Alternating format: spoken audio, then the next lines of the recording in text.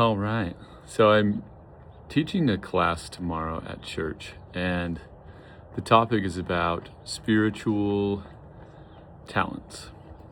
And one of the themes is how essentially that when we have our spiritual talents, we have been given gifts from God, and if we kind of rest on our laurels and think that we can get by with those talents without actually practicing or straining them, it's not going to be good for us. I had a friend in high school who our junior year was just incredible. He was like the best, I think, if not the best, one of the best soccer players in the school.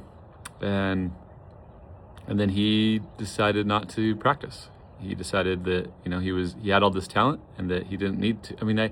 I guess he practiced, just not nearly as much as he should have, or nearly as much as he was practicing to get to that point. He thought that, I made it to the top of the totem pole and I can stay here without needing to do anything else. And then you saw others, getting up to his level or surpassing him. And the other part of it was that he was still very, very good, but he didn't work on other parts of his life as far as like schooling is concerned. And so he didn't get those scholarships that he should have. He should have been able to get a lot higher scholarships than what he did, largely because he wasn't participating in school as much as he was.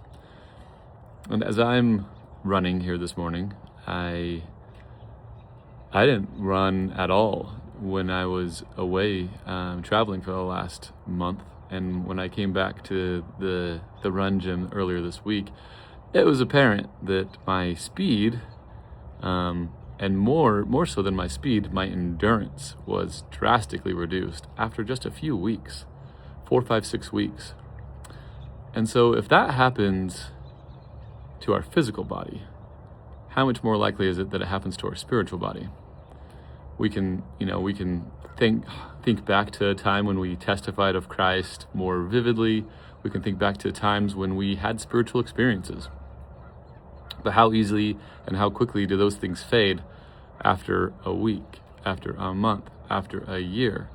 And so when is the last time that I testified of Christ? When is the last time that I visited someone and lifted up the poor? When is the last time that I helped the needy? When is the last time that I read my scriptures, or I opened up the New Testament and read the words of Matthew? When is the last time that I had a deep theological discussion? And these are different ways of exercising my spirit, and some of them more recently than others. But I definitely know that as we exercise those things and as we actually implement them, that we become stronger, that we are then able to even go further, to go deeper, to have more spiritual endurance, and to do things that we never thought possible in the way of testifying and being bold.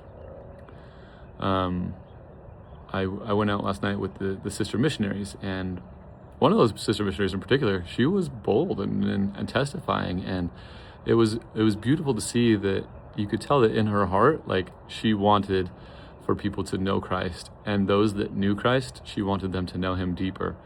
And I love that.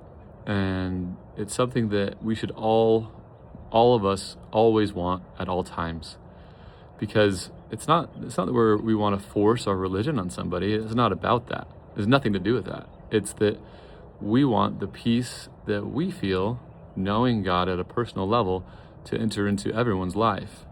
And many people already know that peace. Many people already have that connection with God. But just as I wasn't running the last month, many of us get busy, and we don't work on that relationship with God. We don't spend time in his word. We don't spend time in meditation and prayer and sincerely asking God, like, okay, today, what would you have me do? And so that's my encouragement. That's my admonition, is that today you sit, you reflect, take 5 minutes, kneel down, clear your mind, and ask God, what would you have me do today? How can I be a tool for the how can I be a tool in thine hands? And as you contemplate and you think of different ways that you can bless the lives of those around you, God's going to impress upon your mind and your heart just how to do that. I love you. God loves you. Just remember, you won't love it unless you live it.